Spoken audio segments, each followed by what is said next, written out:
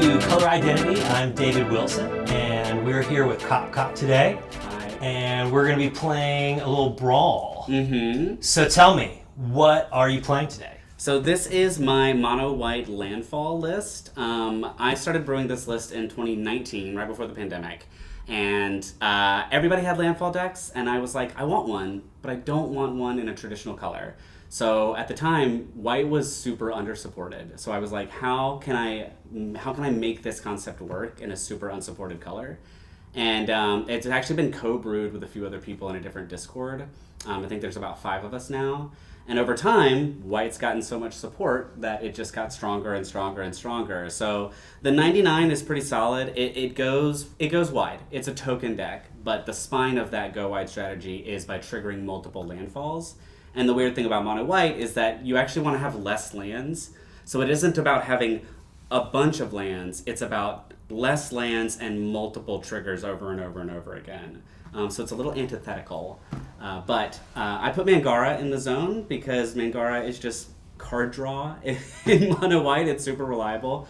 We've actually tested the list with a bunch of different commanders, and it doesn't matter because there's no legendary in mono white that supports the theme.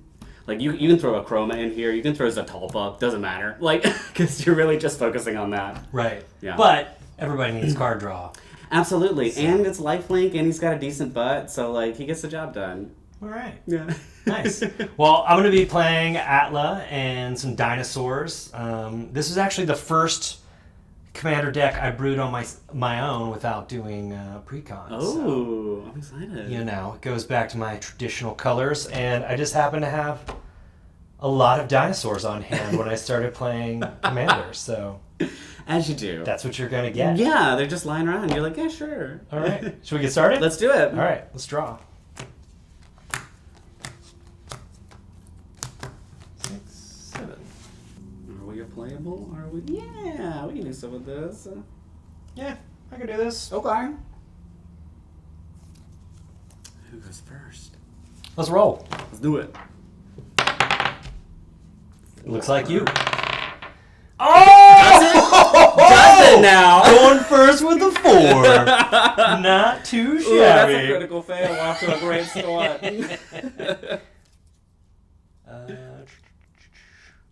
All right, well, I'll lead off with this pretty forest. Beautiful. And I pass turn. All right. On time on me draw. I think we're just going to do a hideaway land tapped, and I will pass the turn.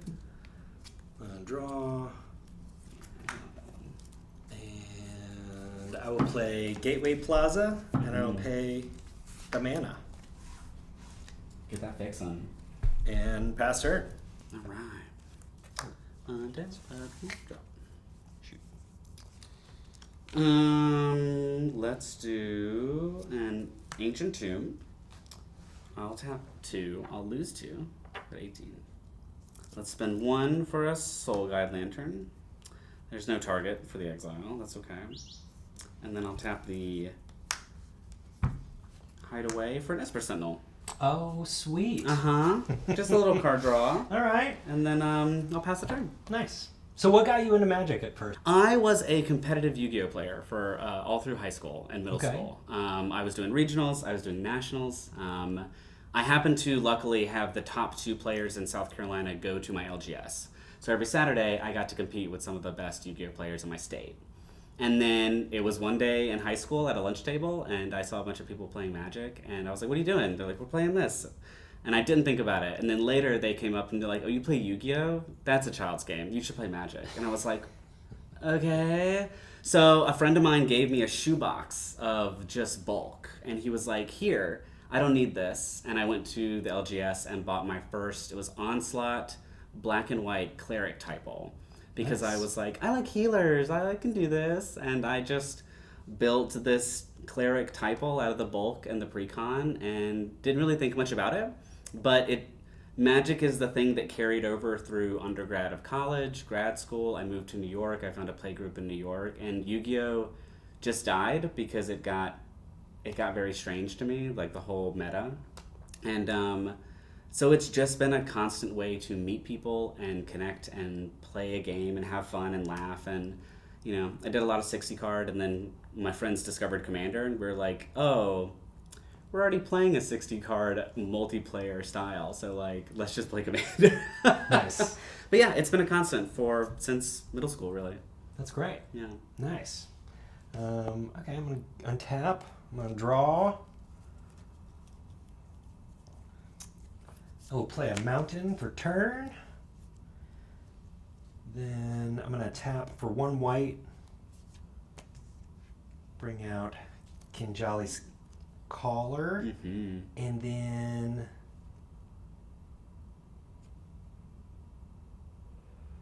I will... Let me go ahead and whip out some Swift boots. Boots are good. Boots are good for Aloe. Yeah. And I will pass turn. I'm assuming you don't pay the 1 on the Esper. I did not pay the 1 on the Esper, so draw that card. Alright, untap. Upkeep, draw.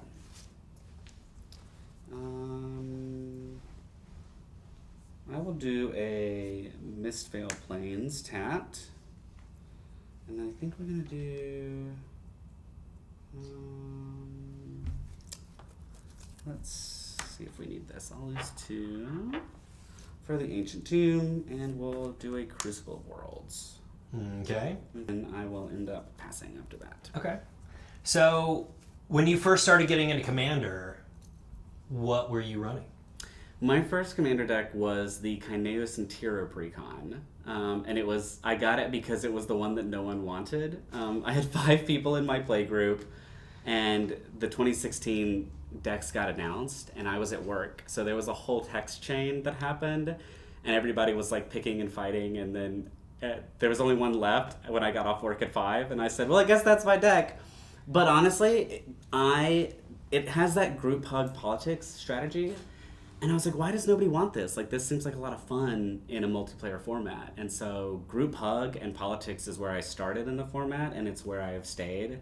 I love watching the table. I love watching lines of play and sort of talking to people about threat assessment, which is, when I look back, it's how I got into commentary, which is what I do on Twitch now, is just talking about the game. Because I think we all learn by watching other people play, and we all learn by talking about the plays that are happening. And so now I can definitely see a connection like 3 years later between why that deck just so happened, the universe decided that was my first Commander deck, and now here. And so, like, when you were first playing, did you find that your sort of a natural color identity for a 60 card format, did it change a little bit when you got into Commander, or did it kind of stay consistent? I definitely had to find myself. Kineas Interior was 4 color, and it was too big. It was like too many options for my brain to consider. And it was always like bridesmaid, never the bride situation. So I scaled it down. I actually took it from 4 color, I moved it to 3 color in Mardu, and then I moved it out of 3 color to 2 color. And then I ended up scaling it back as I sort of discovered my own like space in Commander. And now I have 10 decks, and they all are sort of equally balanced between colors. I think my theory is like you should be able to play any color. Like, don't box yourself, learn different strategies, learn different color pairings. But the one that I always go to is white, because that's where that black-white cleric typal started, and that's where I live now. So Nice. yeah. Cool. Well, I'm going to untap. I'm going to draw. I will play Unclaimed Territory. Naming. And I will go with dinosaurs. Oh, shocking. Big surprise. So, let's see you at. Let's see what you're doing over there, baby. But I'm going to tap for 3 red. Play a Rampaging Raptor. Ooh. And I'm gonna come at you for 4. Yeah. You got it. I'll take 4. Okay. Go to 12. And then I will play Adventurous Impulse. And look at the top 3.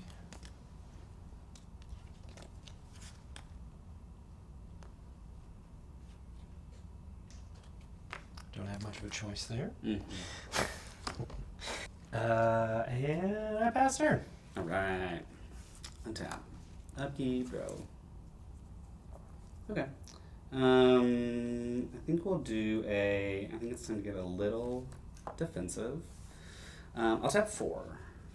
I'll lose 2. I'm just going to take myself out, don't worry. I didn't pay for this. Oh, it's non-creature. Sorry, I didn't pay for this. Ah, yes, okay, we'll draw another one. Does that change things? Ooh, interesting. Let's do 4 for a retreat to Emeria. I knew that was coming out. Mm-hmm. Landfall will make a 1/1, or I'll pump my creatures +1/+1.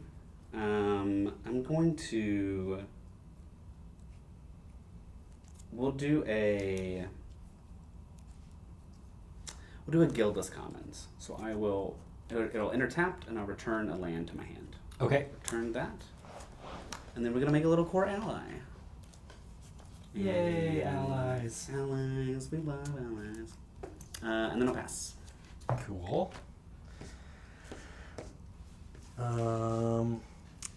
So when you come to, big events like this, Mm-hmm. what's the thing you want to do most when you're in a... I want to meet people. I love meeting strangers. I love talking to people about where they're at, where they came from, why they play Magic. I spent a lot of my past career before content creation in theater, and theater was a lot about collaborating and talking to people. And I also did a podcast for a company, which was all about meeting complete strangers in a field of work and talking to them. So it's just that my career path has woven me to a place of and my mom jokes that she's like, you can make friends with anybody. Literally the lady at the airport checking my bag, I can find out everything about her life and her kids. But I think that that's a fun thing to do. It's a gift, really, to meet someone where they're at without judgment, And we're all here for a game. So I come here, I do community interviews, I literally walk around the floor and talk to people about their con experience. And what can be improved, I send that over to Wizards so that they can make the con experience better for the people I'm interviewing. I do daily vlogs so that the people who aren't here get to experience what we are getting to experience, because FOMO is a real thing. And so that's why I come here, is to sort of be that conduit, that voice, that energy, that joy of the space, And if I can get a game in, great. I'd love to get a game in for sure. But I work best when you see me running around like a madman, literally just all over the place like a little pinball. Nice. Mm-hmm. We've talked to a lot of people over the course of trying to make our documentary that have admitted that they are naturally very introverted, and that this game has really worked as a bridge for them to be able to sit down at a table across from a stranger and to be able to connect in a way that they just are not equipped to do, just standing next to a person that they don't know. As an extroverted-oriented person, do you still find that the game is a unique bridge, or you're just in it and you don't even need that? It's funny, I am an extroverted person, but that's a light switch that I can turn on and off. I'm by myself in my apartment, super introverted, very quiet, very quiet space. But when I step into a convention, I'm light switch flip, let's go, we're on. I think for the game, though, as an extrovert, I love sort of watching those people come out of their shell. That's what brings me joy, is that there's a connecting language here that can get people to open up when they might not be able to and feel comfortable in a space that they might not feel comfortable with. And you can see it. I've seen it sometimes where somebody sits at a table, we're playing a game of EDH, and they'll really sort of, that inner spark comes out and they blossom. And then the game's over and they go, whoop, they shrink back a little bit, they take their cards and they walk away. But in that moment, that is where I think that the game lives, inside of community and connection, which is a lot of what my platform and beliefs are about Magic. We're here to play a game, and if we can connect and laugh and learn through this shared language of rules and cardboard and salt sometimes, like been great, because like there are thousands of people in that convention center who are all connecting right now over a game.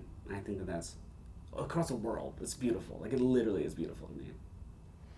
And do you think that, you played Yu-Gi-Oh! Quite a bit. So is it a similar kind of community, or does Magic have something different that it offers? I'm not going to send any shade at the Yu-Gi-Oh! Community, because, listen, we've been estranged for many years now. But that community at the time, it was just very competitive. It was about, like, how fast can I learn the lines, how fast can I play, how aggressive can I be, and it was very cutthroat. It was like, no joy. We're here to play a game, I'm here to win, And even in the competitive EDH scene, I still don't feel that space. I don't feel that sort of, like, cutthroatness that I did feel in Yu-Gi-Oh! And that's probably why I made the pivot, was that, like, I would sit and do Yu-Gi-Oh! Runs like 3, 4, 5 hours a day, just running a deck over and over again. And I'm sure there are competitive players in Modern and Standard who do that because it's their job.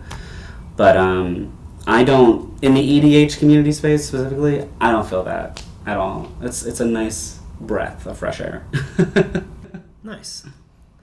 All right. Draw. Yeah, I've always appreciated the community aspect of Magic. Mm-hmm. When I was first getting into it, I was just a nerdy little kid, and I was 5'2" and 90 pounds, and back then, I feel like the diversity of the people who played were, you had like your big white guys and then your little white guys. Yep. And that was about it. Uh-huh. How do you feel like, and you've been around since what, 2003, 2004? Yeah, I graduated 06, so I graduated high school 06. Okay. So, yeah.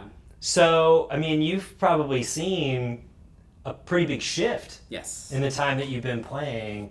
How can you tell us, like, sort of what you've seen and how that's evolved? Yeah, I agree with you. It's definitely felt like big white guy, like Mother Goose, like little white guy is ducklings, like all sort of walking around together. I honestly think that the creator side of the community has opened up the opportunity for people to feel like they are a part of something. And I say that because, like, when I still go to an LGS, and it still feels like that, primarily that group of people. And I live in New York. There's like 10 LGSs, right?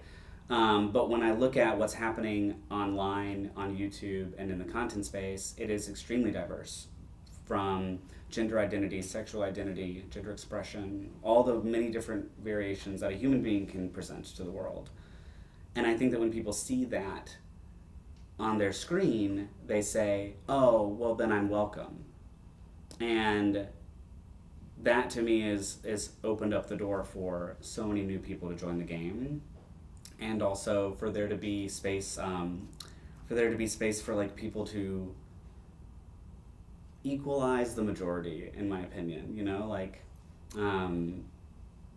and I like, that's part of the reason why I started doing all this too, was that I was like, I'm missing a loud queer voice in the space, and so can I be that person? Which is where I started making the YouTube in Response series, was that where is the voice of the loud queer people in this space? And now it's just become part of my brand, which if you asked high school little Steven playing his black-white cleric typal at a cafeteria who was extremely closeted in South Carolina, like, completely different person, But maybe we all have these arcs and these growths that bring us into this space and into this game, so, like, maybe that's it for me. And maybe there's some other kid out there who, is playing Magic with, like, his 2 other friends in their bedroom or something, and is like, man, I really wish I was open to this, or, like, available to walk in here. And if I can be a voice for that person, then yes, come on in, honey. Like, the water's fine. Even if you're a little guy, 3 feet, you'll get to the 5 feet later. Nice. Okay. I think you're going to love this. I am. Tap for 5. and bring in a Tali to this party. You're a monster.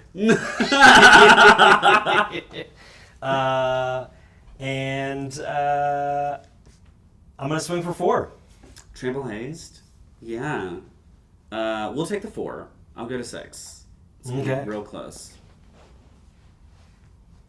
5. I'm gonna change things up here. All right. Is that it? I pass. All right. Untap, upkeep, draw. Well, we can't play that Ancient 2 anymore because we're getting real... Sun's getting real low, big guy. I'll play Plains instead. We'll landfall, and I'll make another core ally. And... Oh, I need that. Let's do, we're just gonna do a Glacial Chasm. Okay. So creatures I control can't attack and prevent all damage that would be dealt to me. When it enters, I do sacrifice a land, so I will sacrifice this Plains. I'm gonna go ahead and float the mana. Okay. And while I have an open white, I'm just gonna let that be packed. Oh. Okay. You do get a land though. Okay.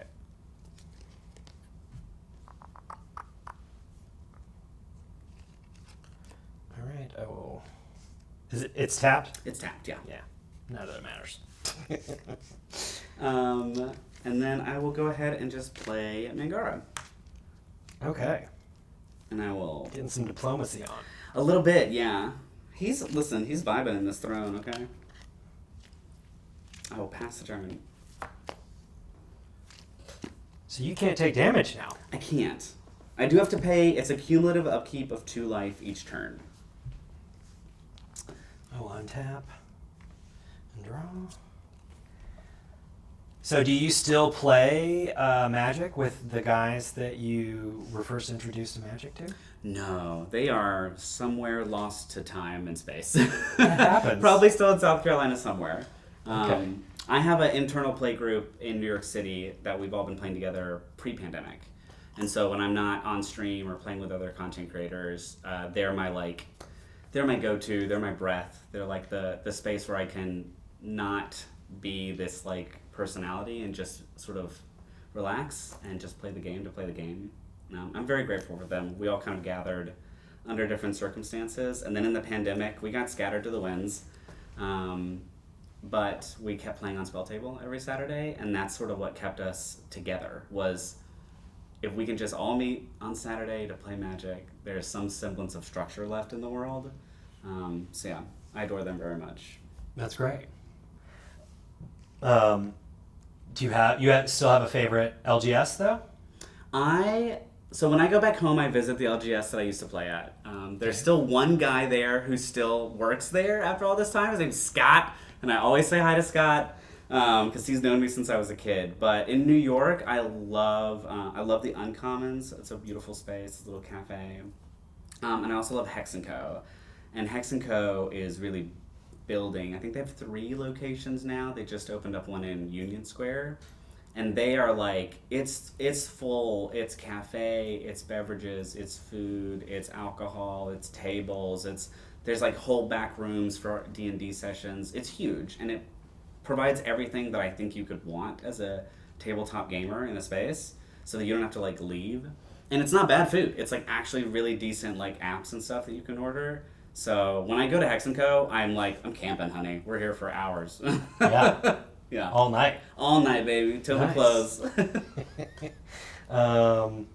Cool. So I'm going to drop this mountain. And I think I'm going to bring out Is it time? this lovely lady. Mm-hmm. And I'm going to... Oh, wait, it's only one. I'm going to put a little swift foot boots on her. She's got the Chanel boots. And then I'll make an egg. Yep. And there's no sense in sending my raptor at you. She's yeah.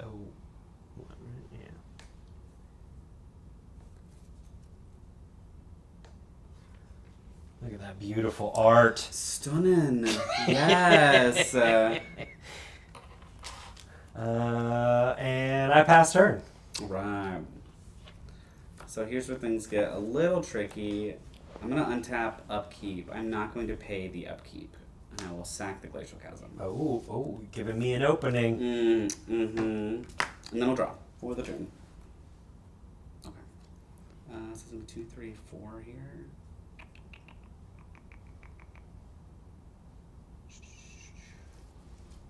So I need to attack with 3 creatures to do that. Okay. So I'm going to move to combat. Please do. I'm going to swing the Esper Sentinel and both core allies at you. Okay. You're going to do something fun.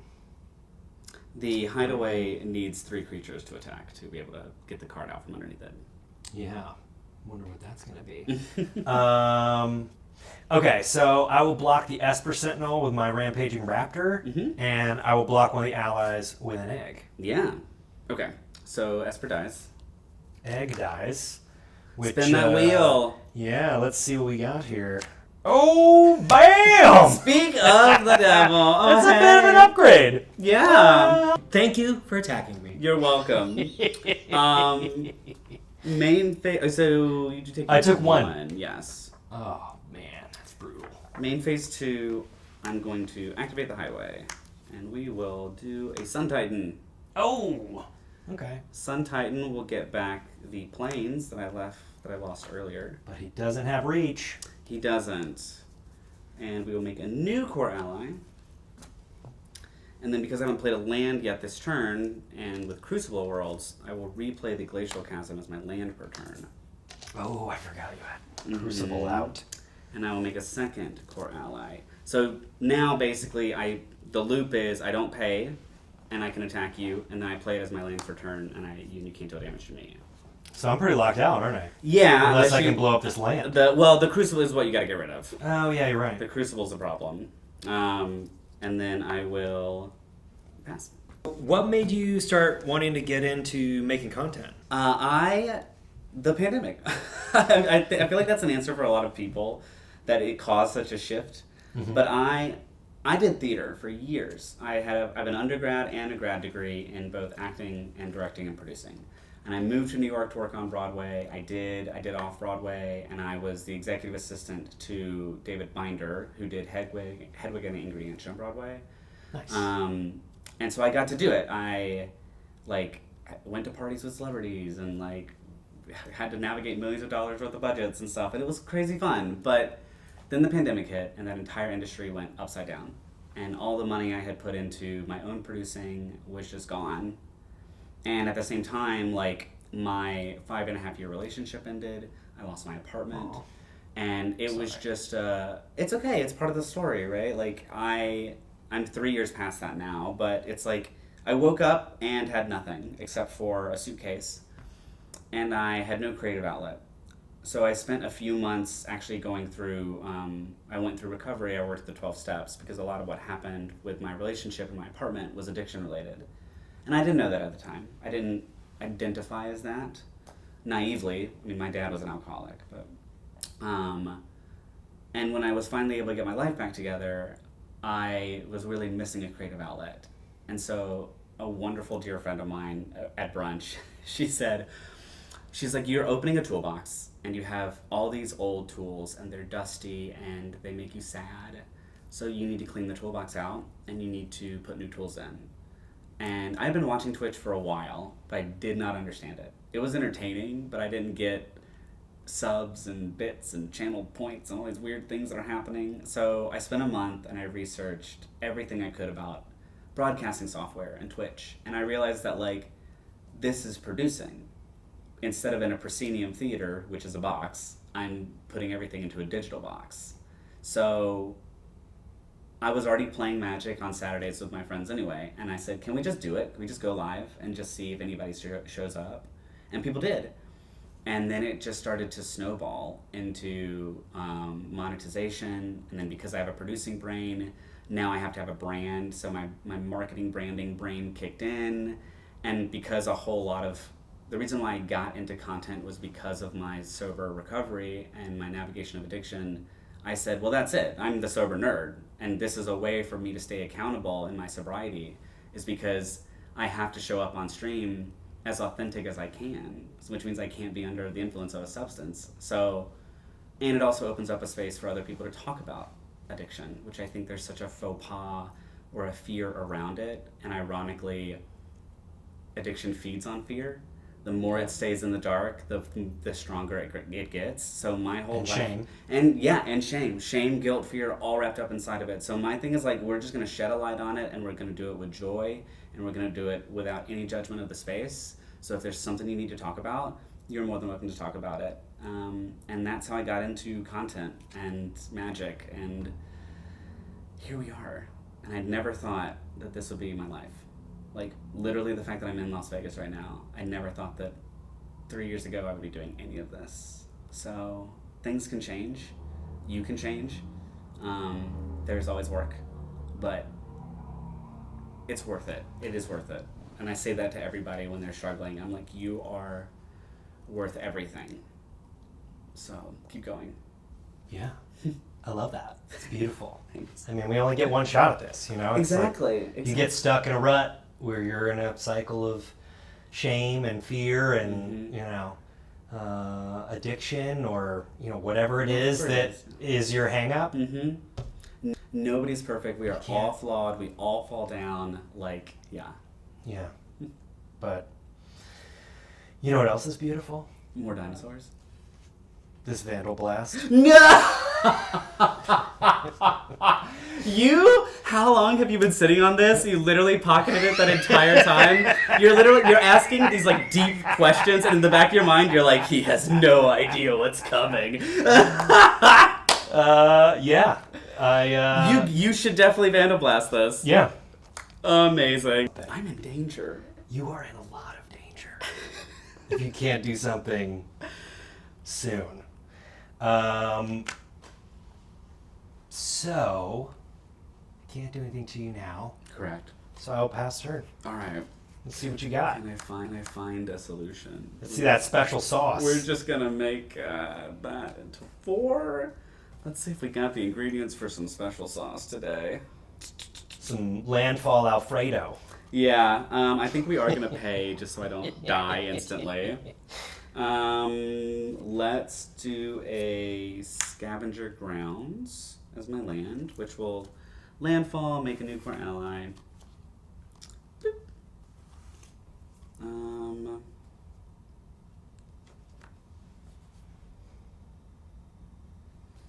I think You know what? I did not need to pay. Oh yeah, you're Esper's gone. I paid the overload though.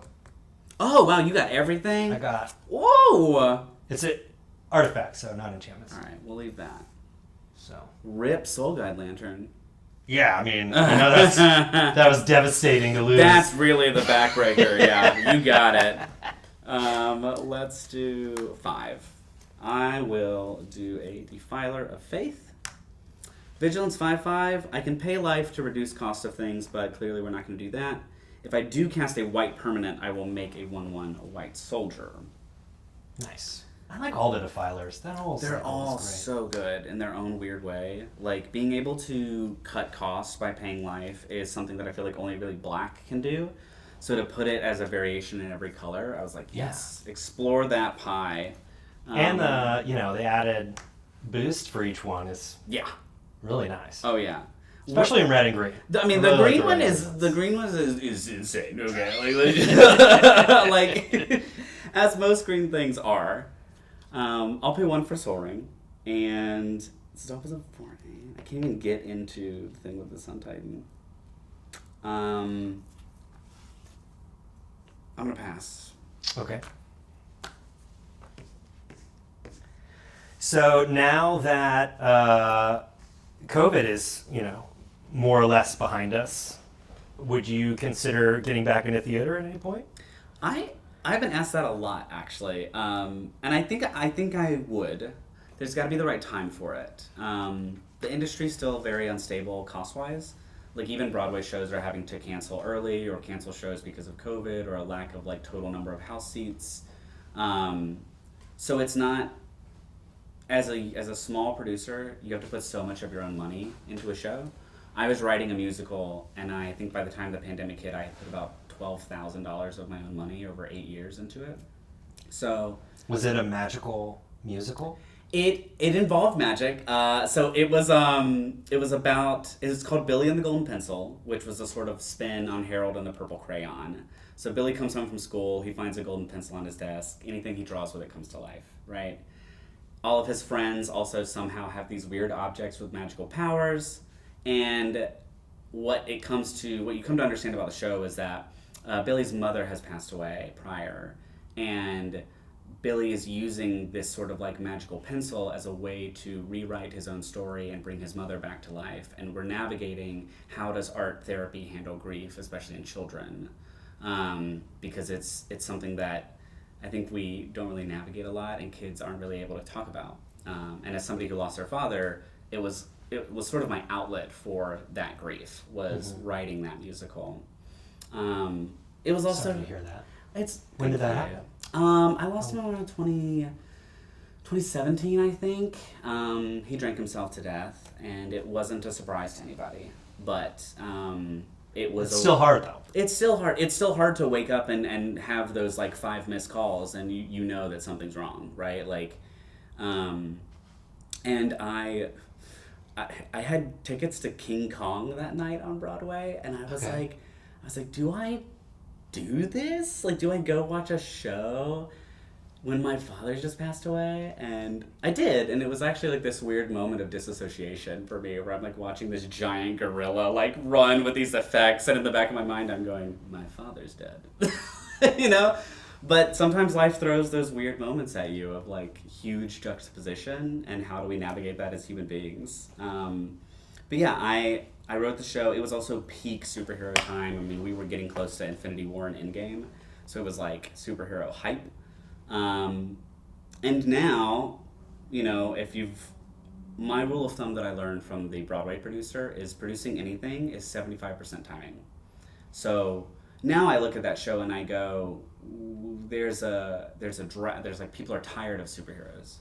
We're exhausted by these narratives. So maybe that's not the show that I do now, but there could be something else in the future. And I always keep myself open to whatever life throws in front of me.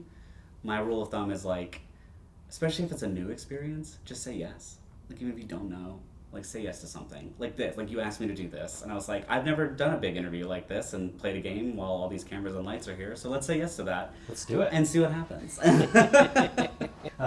That's beautiful. I mean, so maybe like a sweeping epic about magicians and wizards that travel from plane to plane. Yeah, you know, singing and dancing and making full, merriment. full kicks all the way up. Yeah. I don't know if you've like, there's a lot of like the Uber drivers in Vegas think that this is a magician's convention because we're here for magic. Yeah. And I had a whole conversation with my Uber driver about like, I'm a magician, right?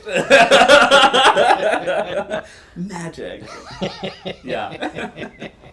That's amazing. All right, I'm gonna go. Let's see what we got. I believe in you. I am going. Well, first I'm gonna get a little egg. Yeah. Because they're delicious. Mm-hmm. They are. And then I'm gonna go white. I'm gonna go green.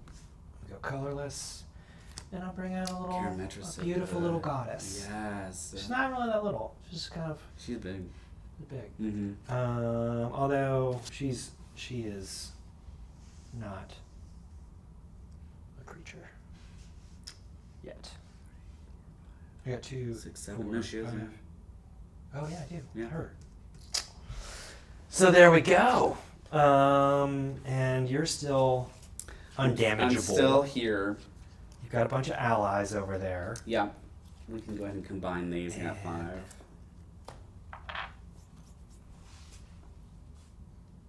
And you got a big body over there. You got 2 big bodies. Mm-hmm. But none of them fly. No. Okay, well, we'll see. All right. Untap. I will pass. If I pay for it, I die, so we will not pay for it. And drop. Okay.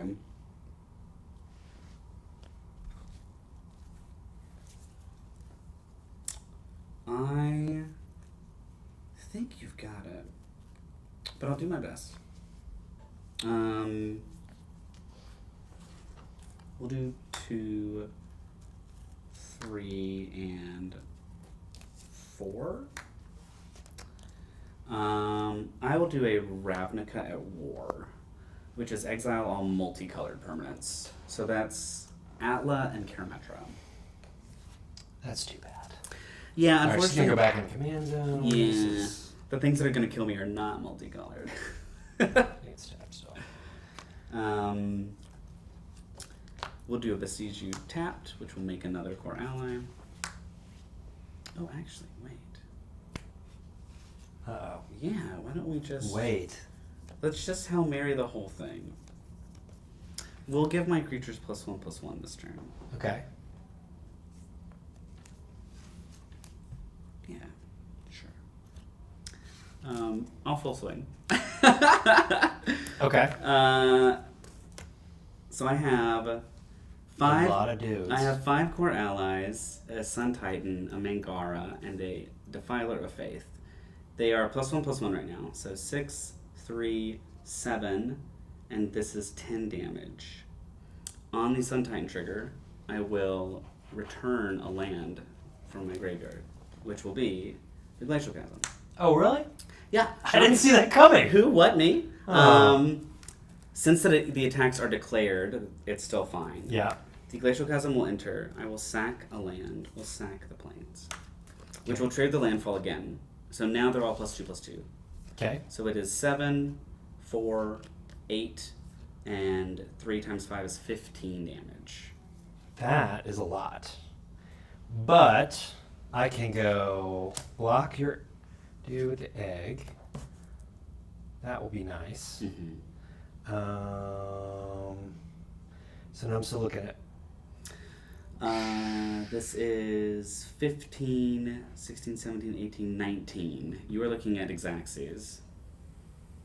All right. Well, I will block with her as well. Mm-hmm. So I'll throw her in there, and I guess I'll have to take 15. Okay, so you'll take 15. Wait, no. I will block Yeah, no, one you of your should do guys. that, yeah. One of those guys. Absolutely. So I'll take 13. No, 12. 12.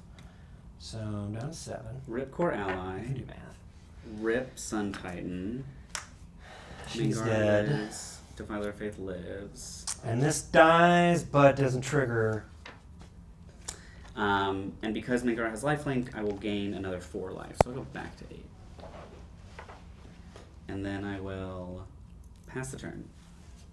Still under a Glacial Chasm. I lost my dinosaurs there for a second. Okay. That was a big turn. I was like, Hail Really took a big bite out of Mary. me. Uh-huh. All right. But see, now I can't get the Glacial Chasm back at all because the Sun Titan's gone and the Crucible's gone. And I have to kill you, so which means I need to attack you to do that. Yeah. But I can't stop you this turn. Correct. Uh, White is very much, it always feels like an anaconda to me. It's always this slow constriction of options and choices to get what it wants. but I can play a secluded courtyard. Mm-hmm. I'll do dinosaurs. Yeah. And let's see, that's 8.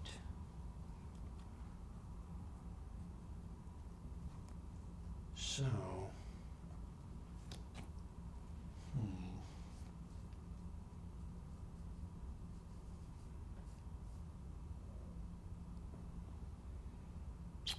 I think I will.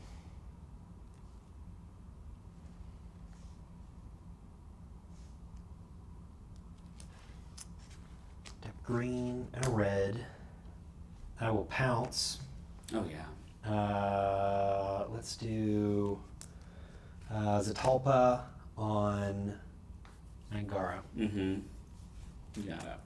And back to the zone. And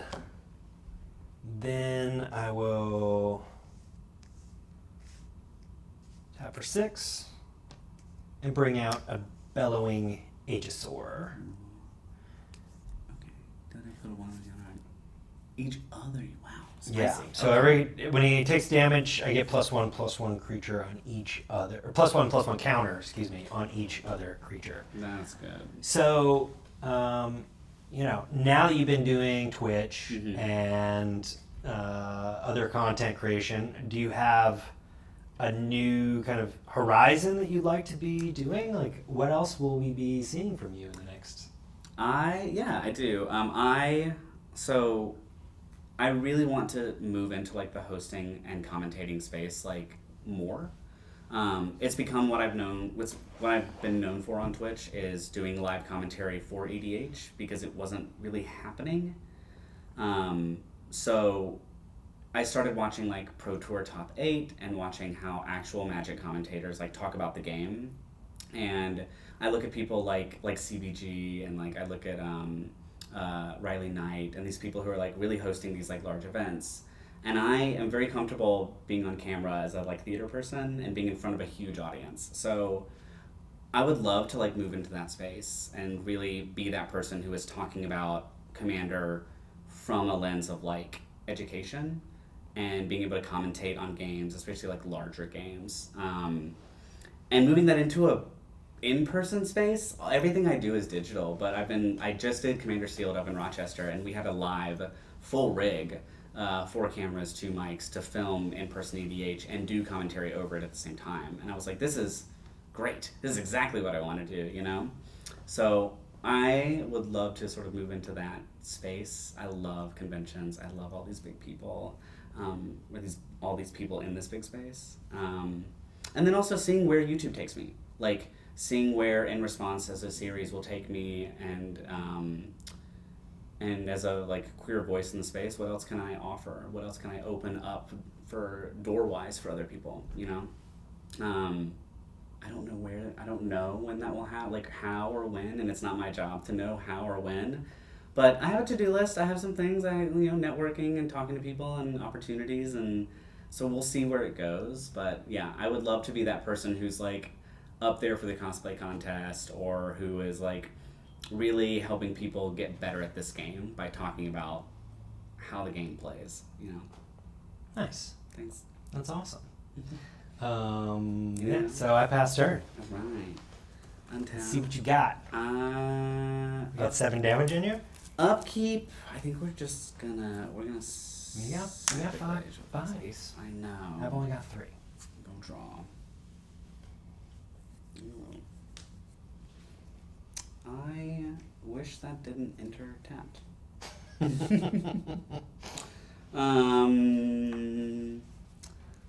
Let's do we'll do a Vesuva tapped. It'll enter as a copy of the Hideaway land. Okay. So we'll Hideaway again. Answers. Those are answers. More questions? Those are 3 lands and a question mark. We'll put that underneath there. Trigger will make another core ally. I was hoping you didn't play as much. I was like, maybe I can go wide and outswing him. Well, you have 3. Wait, hold on. I have 5 creatures. You have 3. 2 would get through. You would block 2. 2, 4. It's only 4 damage.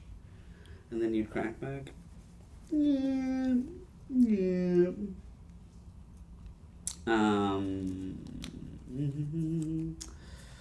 2, 4, 5. 2, 3, 4, 5. 6. I'll lose 2 here. We'll reclaim Megara. Okay. Oh wait, I have a Soul Ring. We don't need to pay 2. We can go 2, 4, 6, and I have 1 untapped. Great. Megara. Pass and pray, honey. That's what we got. Pass and pray. Did you take your ally from dropping your land? Yeah, now we'll do the ally there. I was hoping I could go wide you, but I can't. It's hard to get wider than these dinosaurs. I know. They're so fat. I know, they're so fat. All you. Okay. So do you have any places that you like to visit? Like, do you have, your home away from home LGSs? Not really. I mean, like South Carolina, when I go home and visit, yes. Home away from homes, my friend has a house upstate in Connecticut that I like to spend time at. And I definitely in going to this convention and being here, am looking at what West Coast options are. I think a lot of content creators that I look at in this space are here on the West Coast. New York is so theater that it's not really, that space hasn't been built yet. So I'm hoping there's those kind of home away from homes here in LA or Vegas or something. But otherwise, it's pretty much what I have in New York and then what I have back home with my family. And yeah. Nice. Mm-hmm. Almost as nice. As As, is that a shop? As Kashaf. Son's Avatar. Perhaps you've heard of him. So that gives me another body who does some stuff. Yeah. I think you have it in the air with Zatalpa alone. But I mean, yeah, I've also got her. You do, which is a trample hasty. Yeah, Mm-hmm. GG's. That was awesome. Yeah, thanks for coming. That was so much fun. Thank you for having me. That was actually a pretty even match there. I was worried for a hot second, and then I was like, no, we're just gonna go for it. That was fun. Yeah. Cool. Good job, guys. Thank you. All right. That was fun, and I enjoyed listening to all your stories. Thank you. Yeah, I was like, part of my brain is like, is that good? It was, and I think that you're right to pursue what you want to pursue. Yeah. Because I think your personality is perfect for that. Thank you. Yeah. I just talked to Diana yesterday actually, and she was like, I've watched your stream, I watched the Commander Sealed stream that you did too. She's like, you are one of the few people in this space who is extremely comfortable in front of a camera, and we want to see more of that. Which is why when you asked me to do this, I was like, yes, done. You look great on camera too, which isn't always the thing you see. Well, he did face mask last night, and so I was like, I got to do an interview. We're gonna take care of this. You look great. I think the one thing that I'm hoping a large amount of people will take out of this experience of COVID was just having that time where you have nothing to do but really think about your life and think okay, yes, is this the person I want to be? Is this the thing I want to be doing? Yes. And make those changes. It felt like we all needed a forced reset, and we didn't know it. Because so many of my friends made a pivot, so many of my friends moved or changed careers or went through recovery or whatever, and we wouldn't have done it unless the universe forced us to. And I also I kept my full-time job in the pandemic, which was I worked for a startup company doing their social media marketing stuff. But even in the pandemic, I was like, am I even happy here? Am I happy at this full-time job? And also I was starting to look at is my pursuing theater as a career in the same addiction brain, because it's so fast-paced, it's so go, go, go, and then crash. Because when you're doing a show, you are on for months at a time, multiple hours a day, and then the show's gone. And you crash and withdrawal, and then you build it back up again. And so I had a moment of how long have I been navigating that? How long have I been really doing that, But yeah, I think the pandemic, in hindsight, it was really, really necessary for a lot of people. Yeah. And I'm grateful. I am so grateful for it now. Despite all the tragedy and pain and uncertainty, the fact that I'm doing content creation full time now and being able to travel. I used to never travel. I was always that person who's I have a 9 to 5. I can't travel. I can't, But now I'm getting to see the world and laughing and doing stuff that I love. It's nice. It's really nice. It's nice being able to control your own life. What a concept. I also just noticed your shirt says like Bang Nickel Bolas in the Coca-Cola font, and I love it. Thanks.